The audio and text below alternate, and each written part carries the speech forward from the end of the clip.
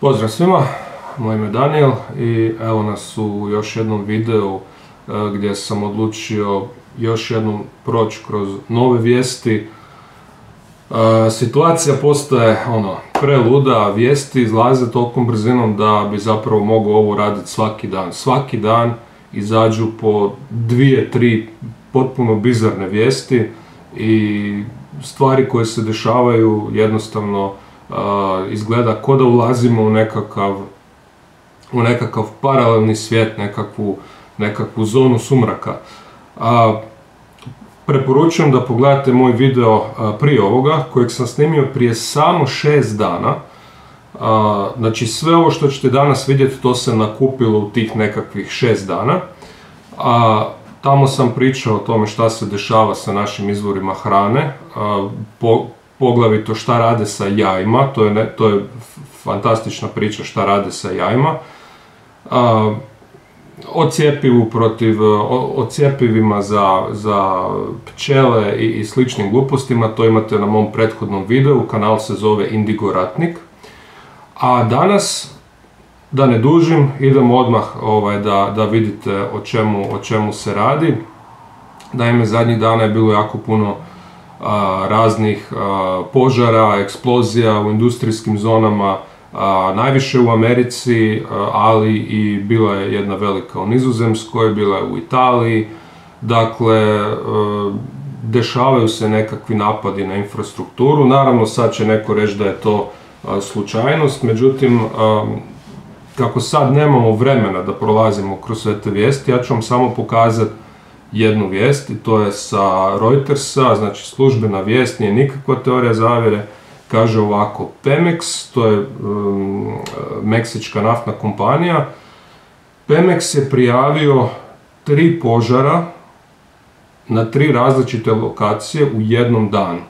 Znači, mislim da su 2 u SAD-u i 1 u Meksiku. Dakle, 3 njihova postrojenja su napadnuta u istom danu. Naravno, kažem napadnuta uvjetno jer nije nikad utvrđeno koji su uzroci tih požara. Tako da, ako neko misli da je to slučajnost, da jedna naftna kompanija, a valjda znate da naftne kompanije imaju dobre mjere osiguranja i da oni itekako paze na takve stvari, da im se požari ne dese. Tako da ako mislite neko da je ovo slučajnost, da u jednom danu na 3 mjesta izbije požar, mislim, ne znam stvarno što da vam kažem, živite i dalje u svojem svijetu, ali sve je više pokazatelja da se dešavaju veliki napadi na infrastrukturu, ne samo na naše izvore hrane, nego i na našu energetsku infrastrukturu. Zatim imamo jednu potpuno bizarnu pojavu, to je snijeg u Americi koji se na nekim lokacijama pojavio. To uopće nije snijeg, ja ne znam šta je to, evo stavit ću vam videa, pogledajte kakvi izvještaj dolazi iz Amerike, to je nešto totalno bizarno. Y'all, we got fake snow. What is it fake? Show them again. Watch this. So this is Styrofoam pieces. This is styrofoam. Styrofoam. Oh no. Thank you, Bill Gates, for trying to fucking trick us that this is real snow. You'll see, it's not melting. What the hell? And it's going to burn. No way. Snow don't burn. Snow fucking melts. No water, no dripping, no nothing. If I put this shit in the microwave, it's going to start sparking because there's metal mixed in it. So you see that? No way. No melting. It got harder. Try it again. It's not melting. That's not water. It's just burning. Put it closer. What the hell? See? Taj snijeg se uopće ne topi u ruci. On izgleda kao nekakav stiropor, žena ga čak pokušala zapalit, ne može se zapalit. Dakle, odnosno ne može se otopiti, a mislim da se zapalio, da je počeo gorjeti. Tako da, šta se tu dešava, ne znam, ja pretpostavljam da su to te kemikalije koje sipaju iz aviona po nama. O kojim točno kemikalijama se radi, ne znam, ali bilo bi jako zanimljivo saznat. tako da tu priču ćemo pratiti dalje, ali u svakom slučaju ovo je vrlo, vrlo bizarno. Sad idemo malo do Australije. U Australiji se dešavalo svašta za vrijeme pandemije, to znate i sami. Ovo što se sad dešava je jednako bizarno. U Queenslandu, dakle u jednoj od tih saveznih država, policija je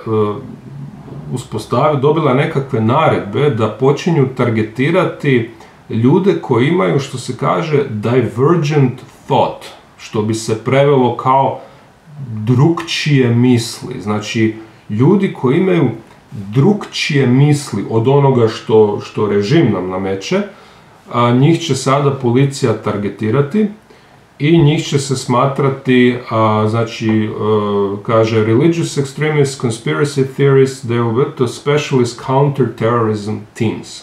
Dakle, ljude poput mene i svi oni koji su kao teoretičari zavjere, koji ne vjeruju u narativ režima, oni će ih proglašavati teroristima i slaći će specijalnu policiju na njih. Dakle, ovo je jedno totalno bizarna vijest, ali očekivana. Dakle, mi smo to očekivali jer ljudi koji se bude, koji su prozreli sve te laži sistema, mi postajemo zapravo najveća opasnost za taj globalni fašistički sustav kojeg oni žele uvesti.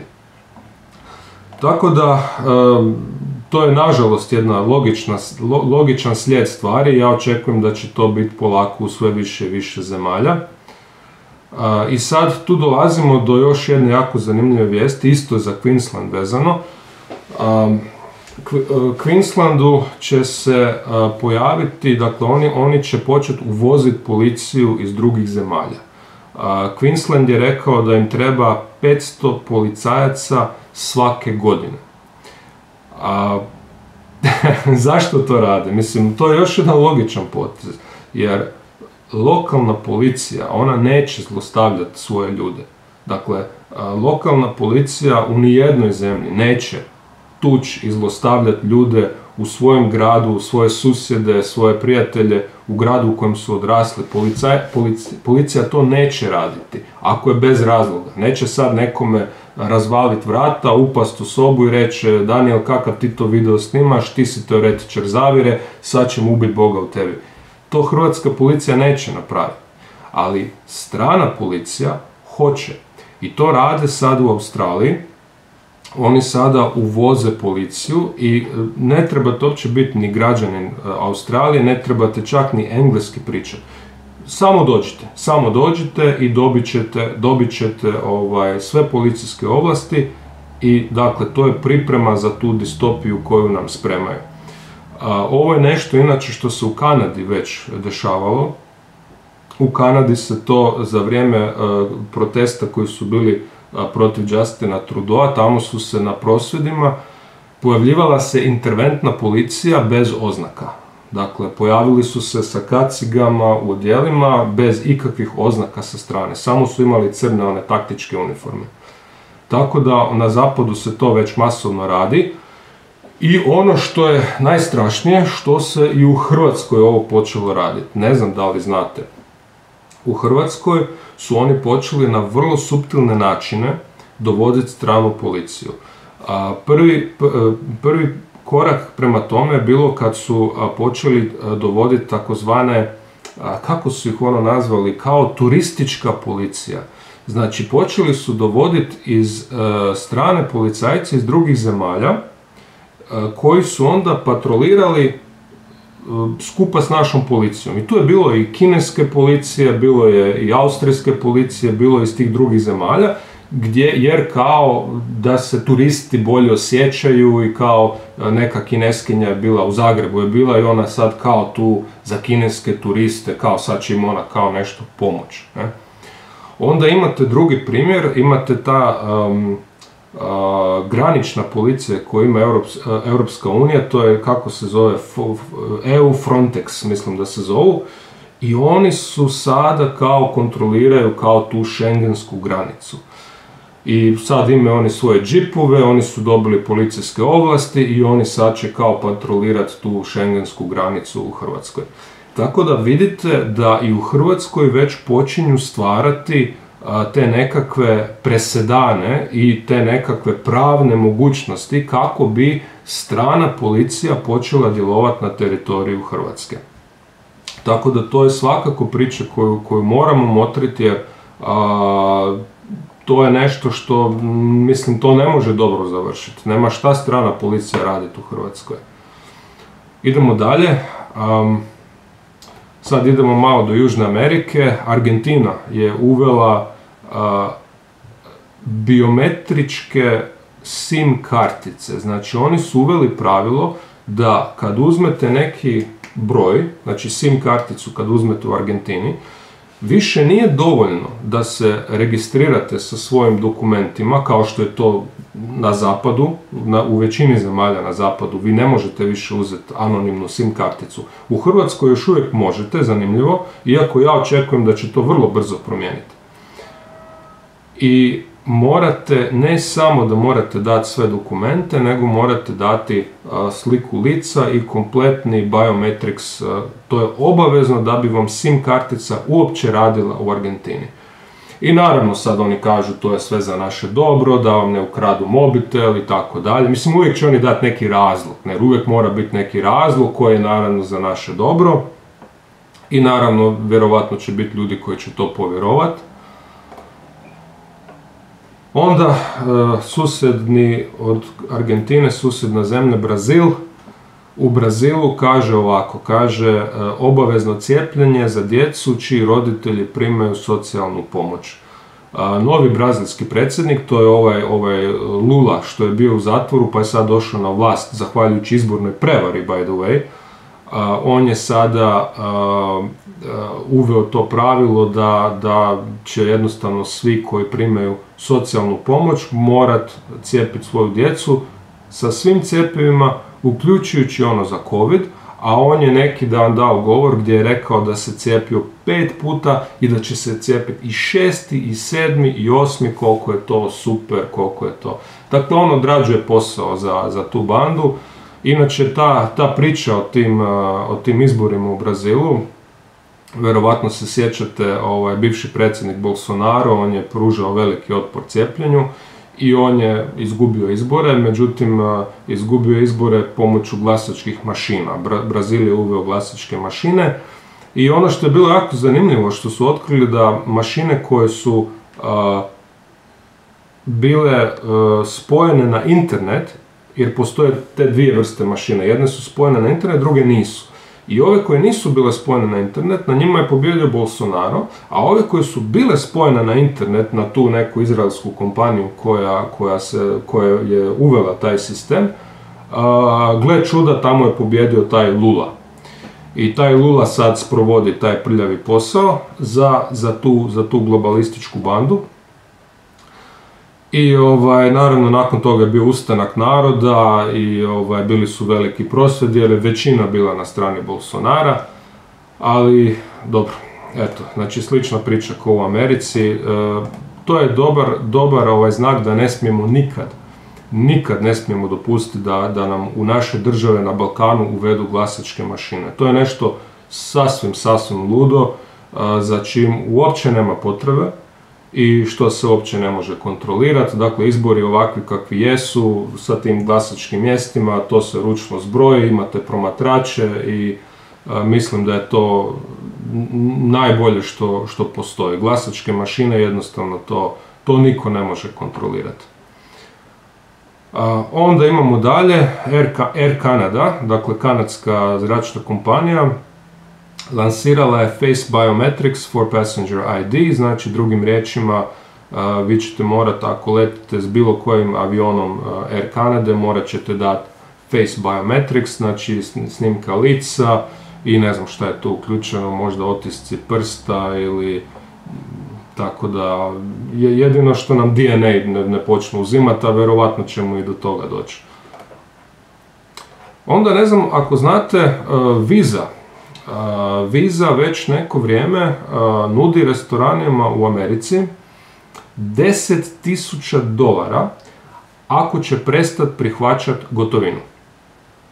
Dakle, vidite koliko su oni željni da ukinu tu gotovinu i koliko ih smeta gotovina. Do te mjere da Visa daje $10,000 restoranima. Zašto? Zašto bi Visa davala restoranima $10,000? To su ogromni novci. Ali eto, kaže kao to im je da im pomogne u tranziciji, da kupe te nekakve uređaje i kaže sve ćemo vam dati, samo morate prestati prihvaćati gotovinu. O tome sam već puno pričao, tako da neću se ponavljati. Dakle, gotovinu oni žele ukinuti pod svaku cijenu. Onda idemo malo u Veliku Britaniju. Tamo se uvode ti 15-minutni gradovi, što sam već spominjao, to obavezno istražite. Oxford je prvi grad koji to uvodi. Neki dan je bio jedan veliki prosvjed gdje je jedna curica dala jedan fenomenalan govor. 12-godišnju curicu su stavili da govori, koja je zapravo u potpunosti razotkrila cijeli taj besmisao te ideje. Dakle, oni će de facto grad podijeliti u sektore, vi nećete moći iz jednog sektora u drugi, postavljaju te nekakve barikade praktički koje odjeljuju te ulice. Mislim, cijela ta ideja je potpuno luda. Dakle, oni u biti grade zatvore, oni u biti grade koncentracijske logore na otvoreno.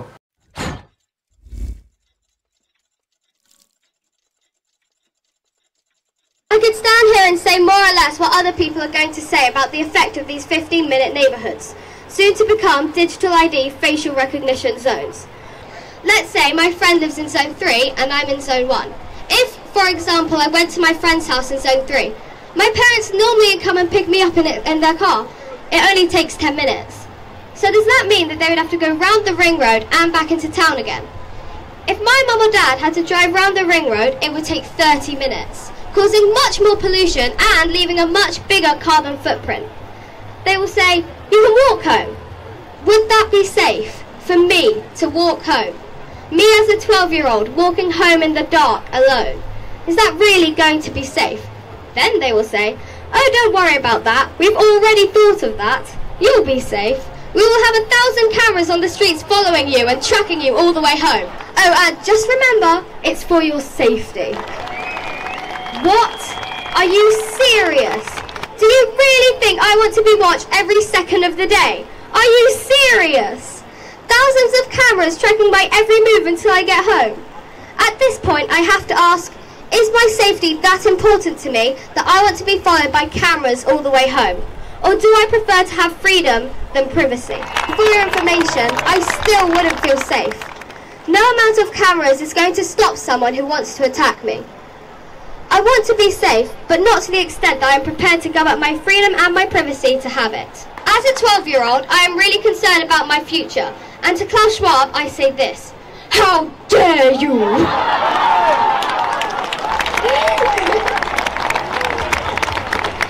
How dare you steal my childhood and my future, and the future of all children by enslaving us in your crazy digital surveillance prison.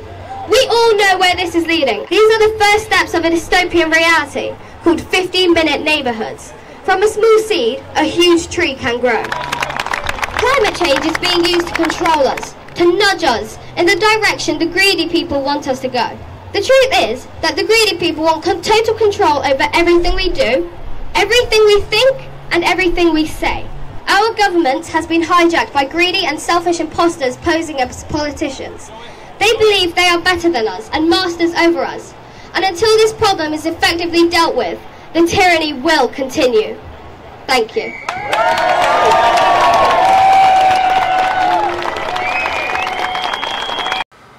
I sad, nova ludost koju su nadodali na te 15-minutne gradove, i pazite, ovo nije ideja, ovo se već sprovodi. To su te takozvane low emissions zones. Dakle, low emission zones, to su vam nekakve zone gdje zapravo vi, ako želite ići sa autom u tu zonu, morate platiti ulaznicu.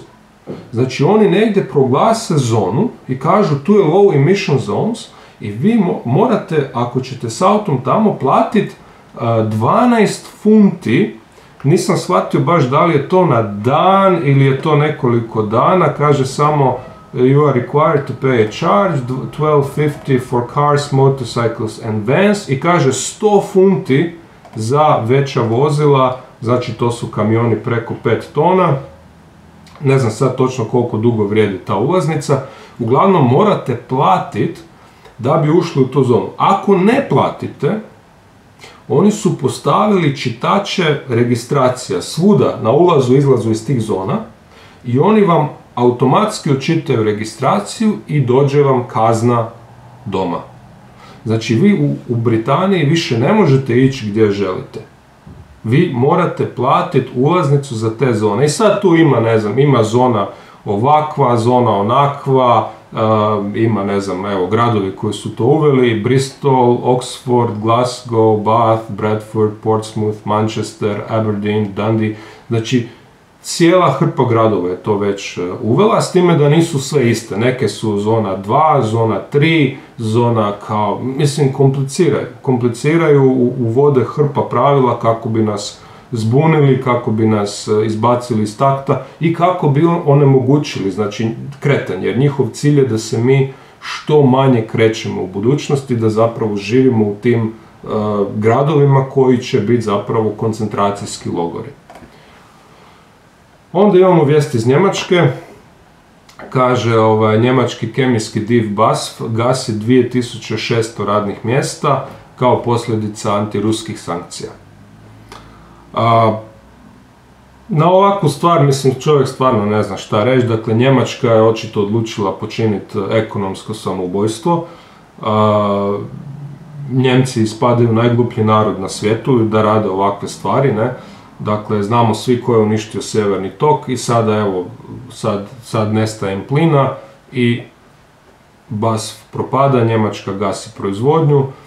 Dakle, cijeli ta ideja tih antiruskih sankcija je jedan totalni idiotizam. Rusija zapravo, što se sad dešava? Rusija svu naftu koju je prije prodavala Europi sad prodaje Kinezima, prodaje Arapima i onda oni to tankerima zaobilaznim putem voze u Europu i to opet dođe k nama zaobilaznim putem, čak i preko nekih američkih kompanija. Tako da svi zarađuju Kinezi, zarađuju Arapi, zarađuju Amerikanci, Rusima je isto, oni čak i profitiraju jer su cijene išle gore, a Europa plaća cijenu, odnosno sad u ovom slučaju Njemačka, ali to će se sigurno preliti kasnije na nas. Dakle da mi smo jednostavno u Europi postali kolonija, američka kolonija i žalosno je da im dopuštamo da nam rade takve stvari.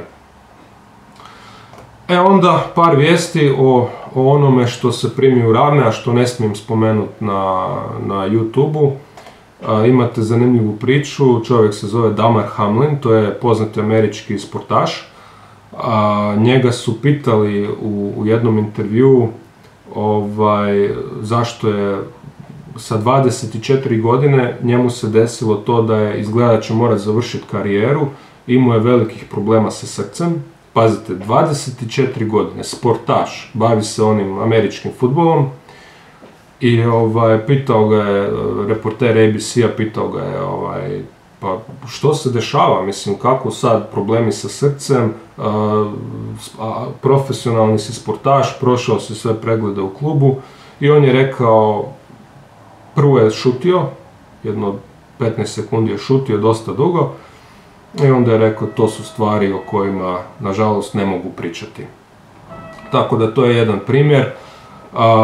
Sportaši se ruše konstantno, svaki dan neko umre. Mislim, to više nije ni vijest. Ti iznenadne smrti se toliko pojavljuju da uopće nema smisla uopće da to spominjem. Ne znam da li znate priču o tajlandskoj princezi. Tajlandska princeza, to je prestolonasljednica, ona je još u decembru pala u komu od srca. Dakle, žena se jednostavno srušila od srca, ima 34 godine, vrlo mlada. i to je bilo 2 tjedna nakon što je uzela ono što se primi u rame, što ne smijem spomenuti na YouTube-u, i to je treća doza je bila u pitanju. 2 tjedna nakon toga pala je u komu. U komi je bila mjesec i pol dana. Sad sam malo pogledao vijesti da vidim da li ima kakvih novosti, nisam ništa našao jer ona je ipak princeza i tako ta njihova kraljevska familija je dosta tajnovita i to treba poštovati, tako da ne znamo šta se tu dešava, ali navodno će se po pitanju onoga što se primi u rame, na Tajlandu se dešavaju jako zanimljive stvari. Ali idemo mi sad dalje sa vijestima. Kaže ovako, pojavilo se novo medicinsko stanje i to nije onaj sudden adult death syndrome što su sad isto izmislili kao da odrasli sad mogu iznenada umirat, nego sad se pojavila bendopnea. Bendopnea, to vam je, znači, kako sad umiru svi ti mladi sportaši, to i sad su oni zaključili, pazite sad šta su zaključili, zbog čega bi to moglo biti. Sportaši i mladi ljudi, kad si vežu si cipele i tenisice, onda se oni moraju se sagnuti kako bi vezali tenisice i sad kako se oni sagnu, to kao stvori pritisak na njihovo srce i oni se izvrnu. Dakle, bendopnea, i to vam dolazi od riječi kao bend over, kao jer oni se moraju, bend over znači sagnuti se, znači oni se moraju sagnuti i kao od toga oni umiru.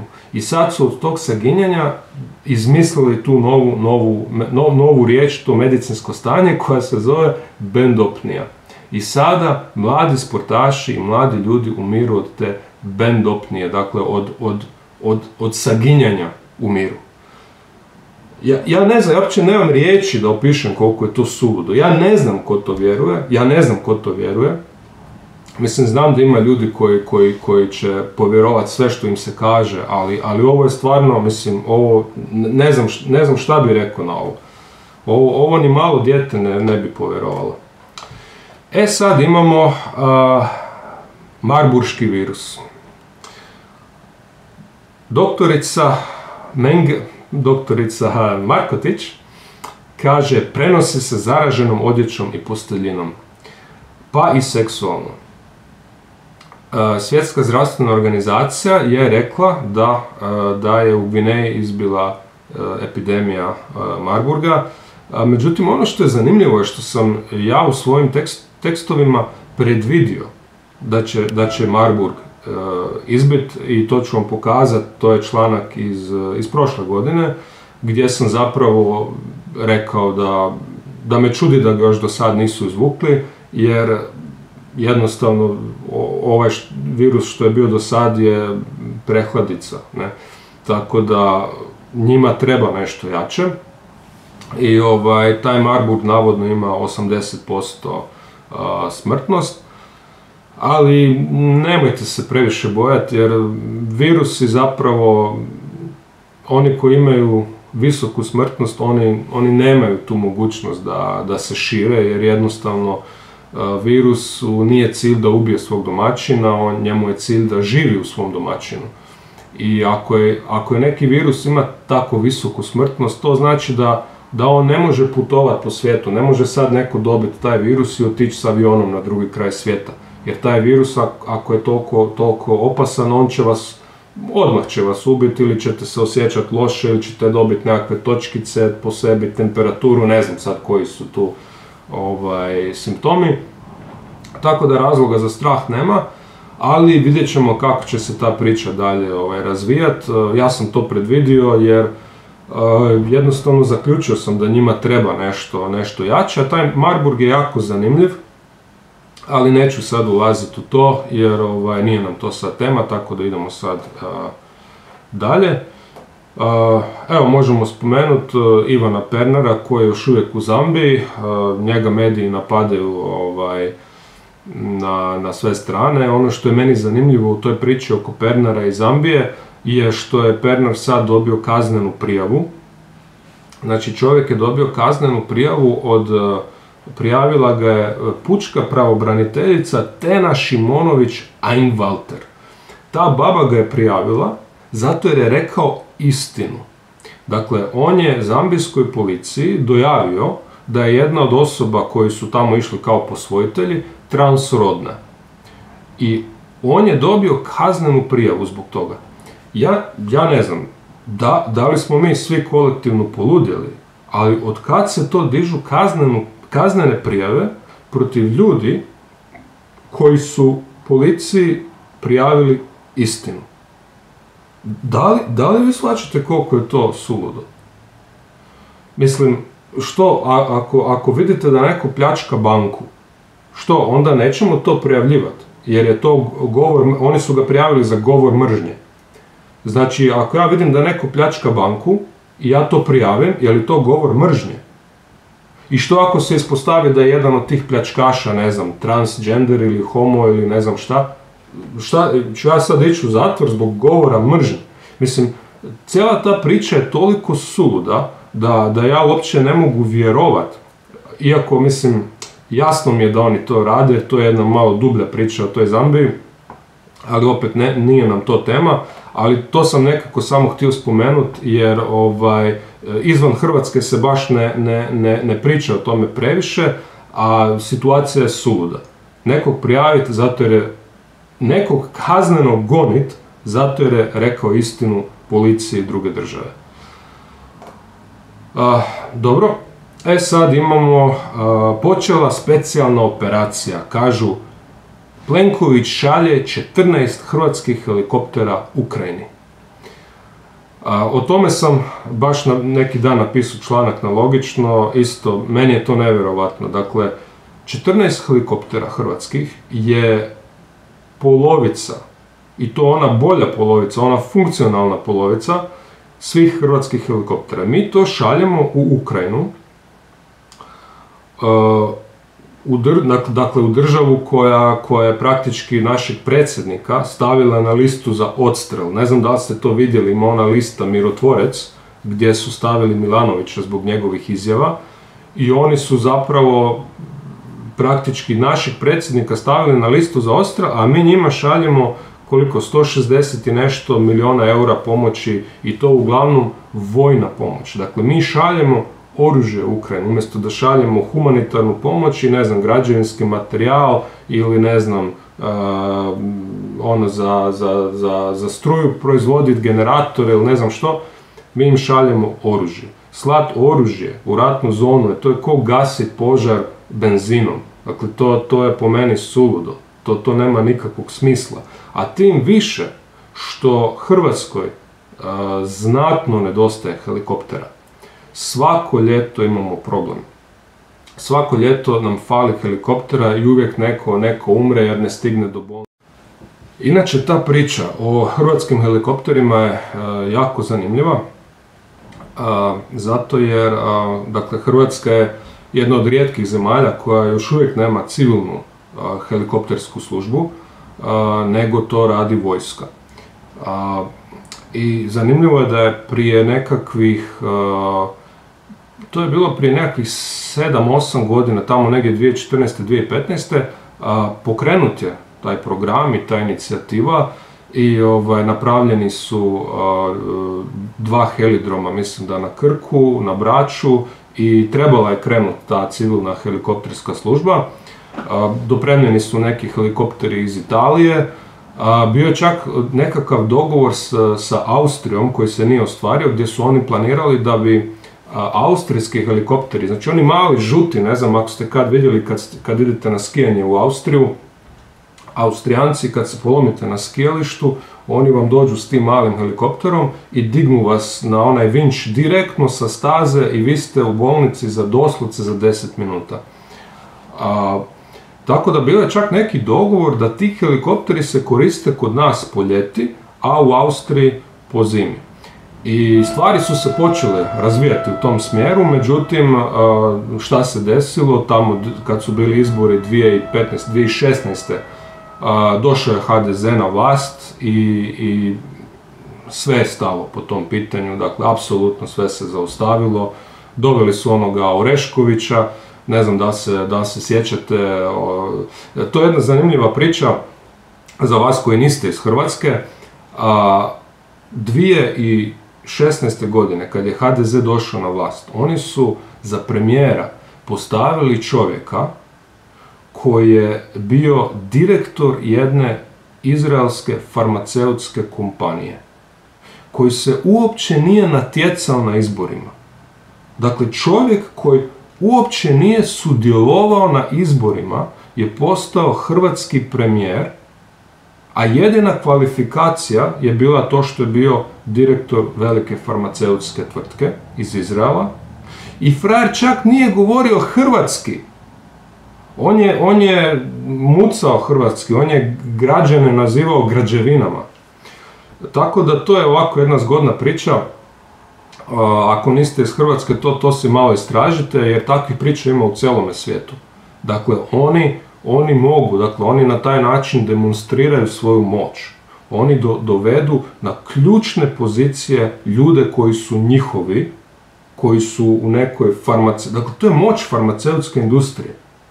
I moć jednog naroda kojeg ne smijem spomenuti, onaj izabrani narod koji se isto ne smije spomenuti na YouTube-u. Dakle, oni demonstriraju svoju moć na taj način. Oni kažu, evo gledajte, možemo postaviti bilo koga, bilo gdje. I sad vam neću davati primjere, to nisam sad pripremio, ali to možemo isto jedanput proći da vidite koliko toga ima u raznim zemljama gdje oni tako postavljaju ljude. Pa je li to normalno? Pa je li to demokracija? Tihomir Orešković, premijer u Hrvatskoj, a nije se niti natjecao na izborima. To je potpuno suludo. I naravno on je izdržao godinu dana ili tu negdje, nakon toga je otišao i verovatno je sad, ne znam, radi opet u farmaceutskom nekom sektoru. Tako da, to su te nekakve bizarne priče, ali evo da sad završimo ovaj video. Država, Hrvatska, će oduzimati kuće korisnicima socijalne pomoći.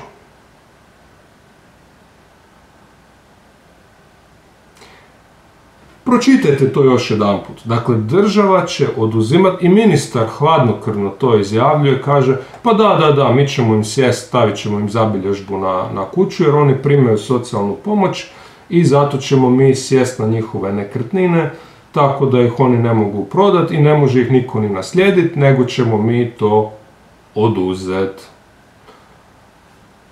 Ne znam uopće kako da komentiram tu vijest, tako da bolje da više ništa ne kažem, jer sam već i previše rekao u ovom videu, tako da idemo na zadnju vijest.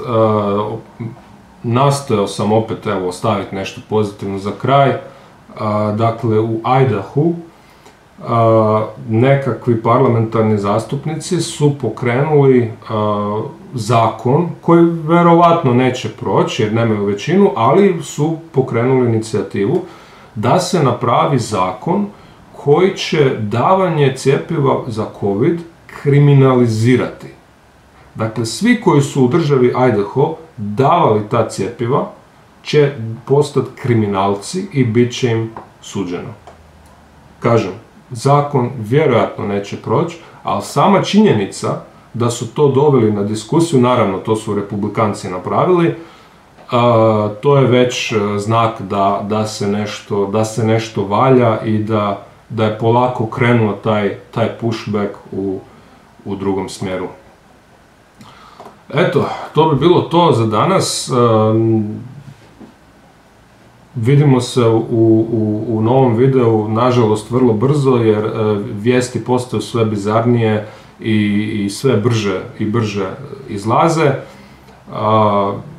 Jedina riječ ohrabrenja koju vam mogu dati je ta da sve više se ljudi budi i ono što je najzanimljivije, niko ne prelazi na drugu stranu. Znači, ovi što spavaju, bude se jako teško, ali jednom kad se probude i kad vide istinu, kad vide da je ovo što mi govorimo istina i kad pređu na našu stranu i kad kažu kako to nisam vidio do sad, polako prelaze, a u drugom smjeru ne ide niko. Znači, neće niko od nas koji shvaćamo ove informacije, neće niko sad odjednom reći, ma to su sve gluposti, ja ću vjerovat, ne znam, mainstream medijima, ja ću vjerovat vlastima. Ne. Dakle, to ide samo u jednom smjeru i nas je, koliko god nas je malo još uvijek, nas je svakim danom sve više i više. I oni to znaju i zato su toliko u panici i zato rade sve ovo što rade u Australiji i u Kanadi i bit će sve gore, ali i nas je sve više. Tako da, eto, živimo u zanimljivim vremenima, držite se, pozdrav!